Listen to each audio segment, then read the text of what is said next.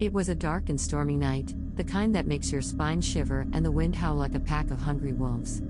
I found myself standing alone in front of my old high school, reminiscing about the days when life seemed simpler, and the only fear I knew was the terror of exams and deadlines.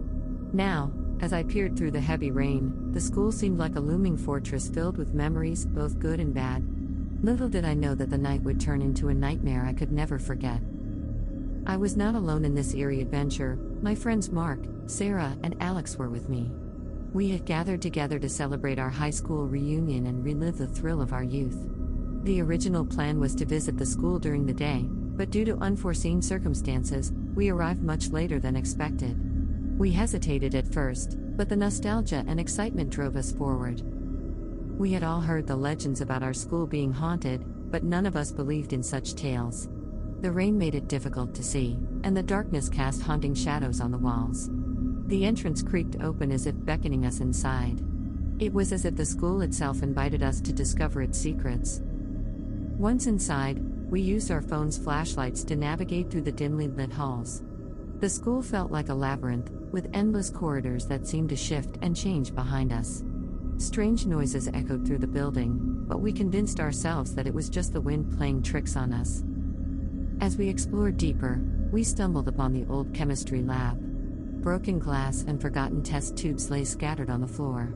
The air was heavy with a lingering smell of chemicals. Sarah suggested we should leave, but Mark dared us to venture further into the abyss. My curiosity got the better of me, and so we pressed on. In the distance, we heard a faint, unsettling laughter that sent shivers down our spines. My heart pounded against my chest as we approached the source. There, in a dimly lit room, we found a group of old dolls sitting in a circle. Their lifeless eyes seemed to follow us, and the laughter grew louder, even though we saw no one around. Suddenly, the laughter stopped, and the dolls began to move on their own. Their joints creaked and twisted in unnatural ways, and the circle slowly closed in on us. Panic consumed us, and we turned to flee, but the door slammed shut with a loud bang, trapping us inside. Terror consumed every fiber of our beings as the dolls advanced.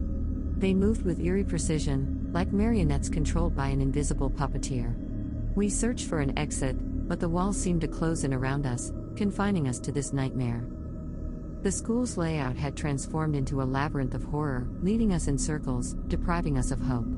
Our screams echoed through the halls, only to be met with the sinister laughter of the dolls. It felt like time had lost all meaning, and we were trapped in a perpetual night of terror. In a desperate attempt to break free, we stumbled upon an old library.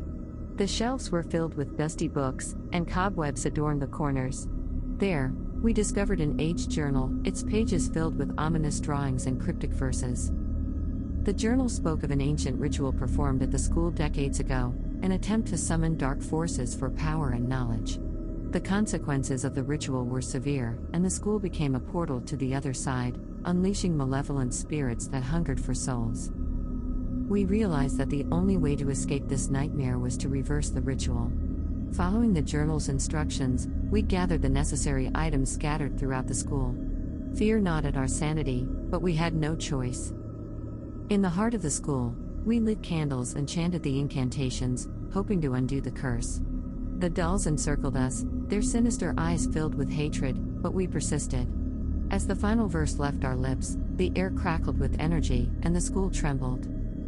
Suddenly, the dolls collapsed, and the walls stopped closing in. The darkness lifted, and we found ourselves outside, drenched in rain and gasping for breath. The school looked calm and serene once more, as if the horror had never happened. Our nightmare was over, but the memories of that haunting hour remained etched in our minds forever. We promised never to speak of it again, for fear that the evil might find its way back into our lives.